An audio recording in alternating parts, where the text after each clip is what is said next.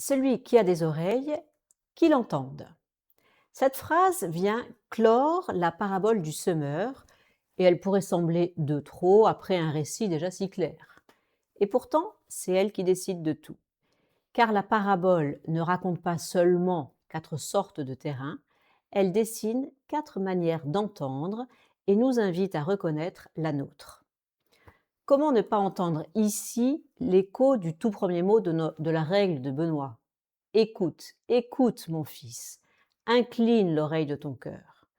Benoît ne commence pas par un programme, mais par une oreille à disposer. C'est exactement ce que demande le semeur. Le bord du chemin, c'est l'écoute sans accueil.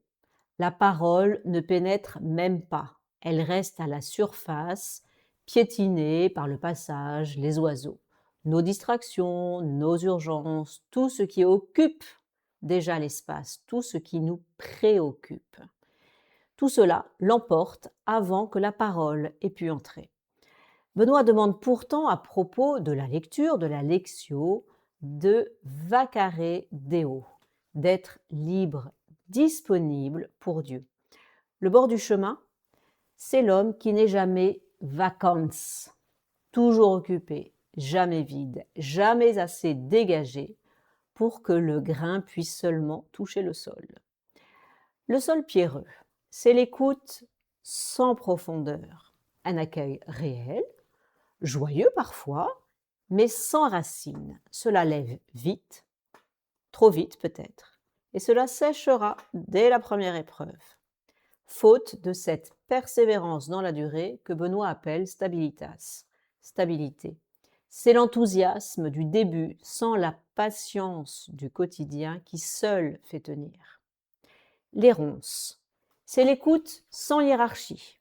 On laisse tout entrer, la parole de Dieu et le reste, sans distinguer, sans choisir.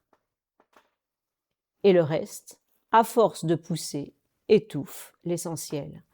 C'est l'inverse de cette discrétion que Benoît place au cœur de la règle, au cœur de la vie spirituelle.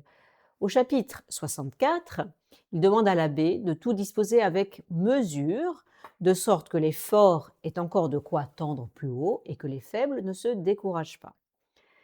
C'est cela la discrétion, non pas trancher entre le bon et le mauvais, mais doser, ajuster, faire en sorte que rien ne pousse sans mesure au point d'étouffer le reste.